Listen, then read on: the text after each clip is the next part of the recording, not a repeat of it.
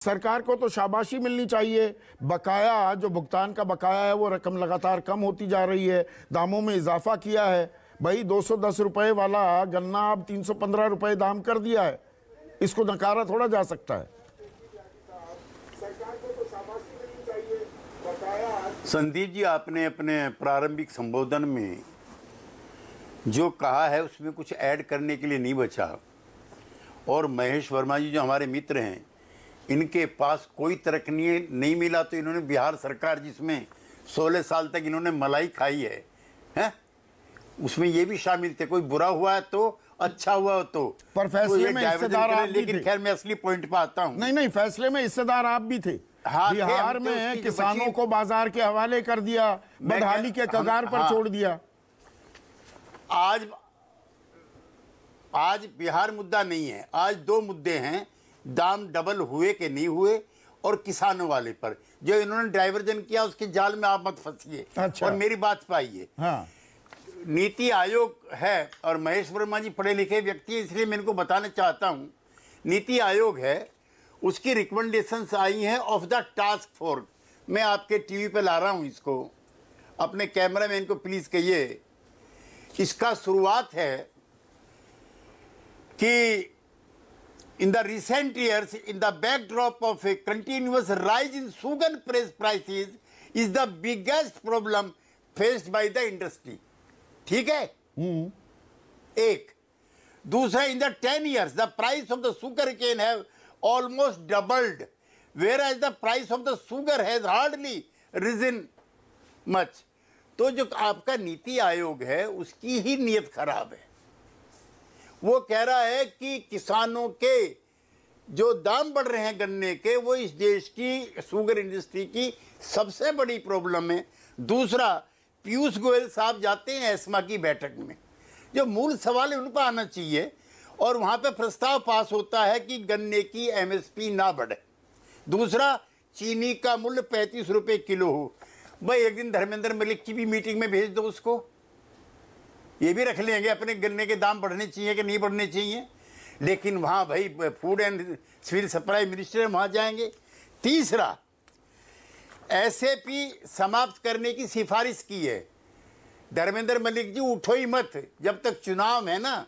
और ये रना धनवत जी, उठो ही मत धरने पे से। एसएपी समाप्त करने की सिफारिश, राज्य समर्थित मूल्य राज्य सरकारें तय करती हैं, पिछले वर्ष भी लागू नहीं किया गया। अजय मेरे मित्र कह रहे थे वर्मा जी, रंगराजन समिति के तहत। तो चीनी मिल मालिकों द्वारा उत्पादन में आए खर्च के आकलन को आधार बनाकर किसानों को गन्ना उत्पाद की कीमत तय हो, चीनी हो उसकी कीमत। हम उसके भी खिलाफ थे।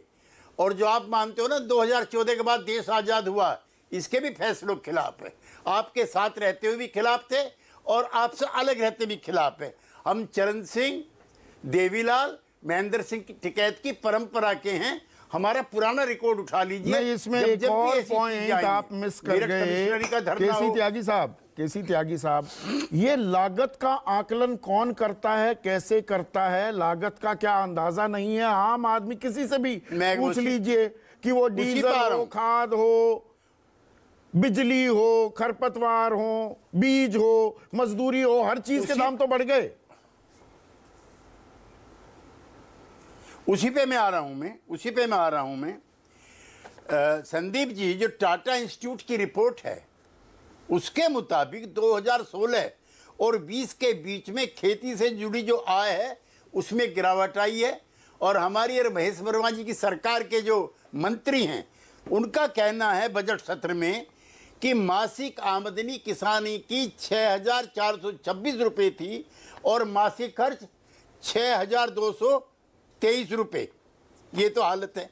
आप जो जिक्र कर रहे थे, जो 315 हुआ महेश वर्मा जी, जो आपने इनकलाब किया है, गन्ना रिसर्च इंस्टीट्यूट है लखनऊ का, सरकार है आपकी और बहुत बढ़िया मुख्यमंत्री हैं आपके, पता लगाइए। उन्होंने कहा कि 1 क्विंटल गन्ना 280 रुपये की लागत आ रही है।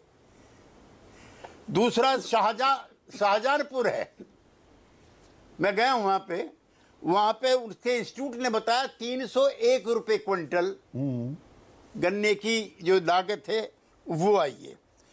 और एक और नई चीज आपकी जानकारी के लिए, सरकारी आंकड़े हैं, जब आप कहेंगे वर्मा जी मैं आपको भिजवा भी दूंगा और डिबेट भी कर लूंगा। गन्ना उत्पादन लागत मूल्य में प्रति बीघा, धर्मेंद्र जी आप भी सुने, 10,000 से 13,700 रुपए तक की वृद्धि हो चुकी है। Diesel, motor pump etcetera etcetera. अब मेरा आपसे कहना यह है कि तर्क के लिए तर्क मत कीजिए। हम तो सोशलिस्ट हैं, हम तो अपनी सरकारों के खिलाफ भी धरने में बैठे हैं। हमारी केरला में सरकार बनी थी, मजदूरों पे गोली चली, डॉक्टर लोहिया हमारे नेता थे, उन्होंने कहा जो काम कांग्रेस कर रही है वही हम करने लगे, हमने अपनी सरकार ही तोड़ दी और तोड़ते तोड़ते यहाँ तक आ गए और आप जोड़ते जोड़ते वहाँ तक चले गए। और ये भी सही है, आप 303 पे आ गए, हम 16 पे रह गए, क्योंकि सिद्धांतों से डटे रहे। मैं आपसे ये कहना चाहता हूँ कि ये जो CACP है, इसमें 2-2.5 साल तक तो चेयरमैन ही नहीं था। CACP के मेंबर आप ही बता दो, महेश वर्मा जी आप तो बड़े विद्वान काबिल आदमी, कौन कौन है और ग्रामीण पृष्ठभूमि के कौन कौन है। जब हम छोटे थे, मैं आप सबसे बड़ा हूं इसलिए आपसे कह रहा हूं, 66 से पहले जब मैं छोटा था तो हमें बचपन में हमारे बड़े बूढ़े बताते थे, संदीप जी भैया चुप रहो, भाग और भाव भगवान तय करता है, हमारे भाग में क्या लिखा है और इस साल फसल का क्या दाम तय होगा।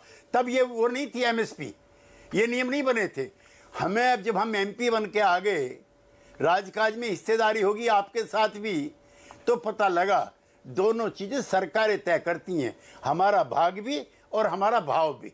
बहुत देर से पता लगा, तो मैं उस दौर का भी साक्षी हूं महेश दोनों। मैं एक सेकंड जब त्यागी साहब, आलोक शर्मा, और ये सिर्फ गन्ने की बात नहीं है, अब मैं थोड़ा चर्चा का दायरा और बढ़ाता हूं।